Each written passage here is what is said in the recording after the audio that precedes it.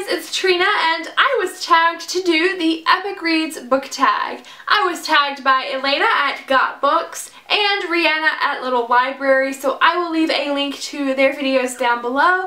I really like both of their channels, so you should check them out, and I will also leave a link to the original tag videos by Margot and Aubrey over at Epic Reads. Let's get started. Okay, the first question is, if you could invite any author and one of their fictional characters to tea, who would you invite and what would you serve? I'm so bad at questions like this, but I decided that I would really love to have tea with Gayle Forman because she is one of my favorite authors, and I would like to invite her character Allison from Just One Day. Allison was extremely relatable to me, so maybe we would get along, and that book really made me crave French macarons, so I would definitely serve a bunch of those. And if we could meet for tea in Paris, that would be even better.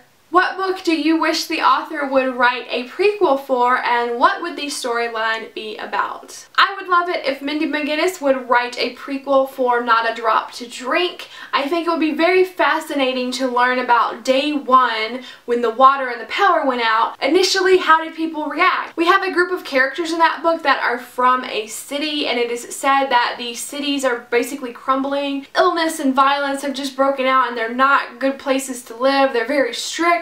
So I think it would be very interesting to have a book about life in a city on day one.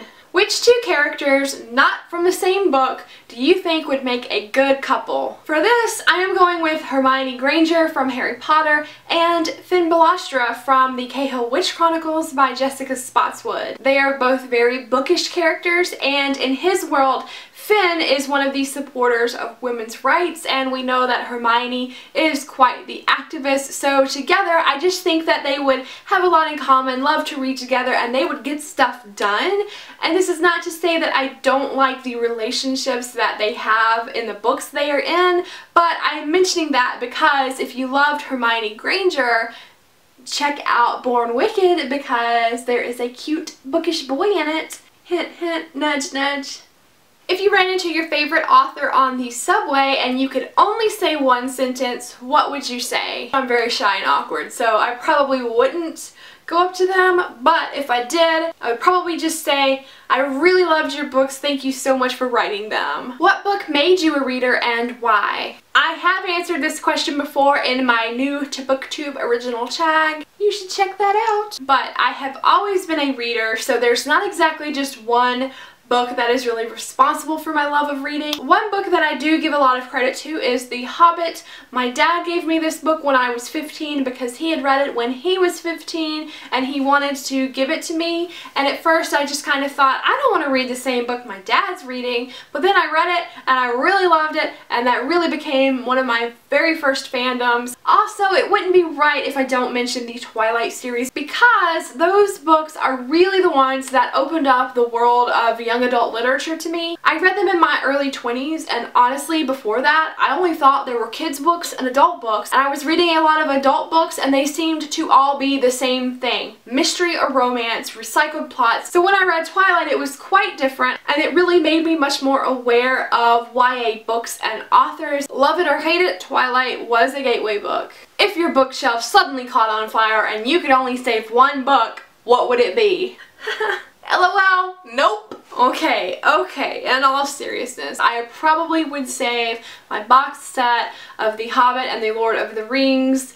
I just answered why a couple of questions ago. My dad gave me this when I was 15 because he read it when he was 15, so a lot of sentimental value here. Which dystopian world would you want to live in if you had to pick one? I am going to go with the world of the Lunar Chronicles by Marissa Meyer. I personally don't think these are dystopia books. I think they're more sci-fi futuristic. I think a lot of people like to categorize any and everything as dystopia because it's such a hot trend right now, but the majority of Goodreads users do classify them as dystopia, so I'm using that as an easy out because I think that world would be much better to live in than most of the really gritty dystopias out there. I think they have some kind of cool technology, plus if I could be BFFs with Cinderella and Rapunzel, win!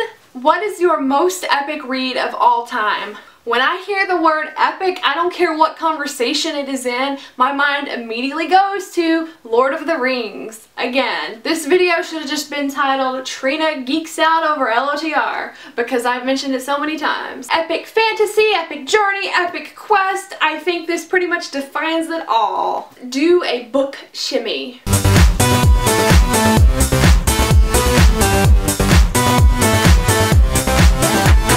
You get it? Because they're all Harper Teen books.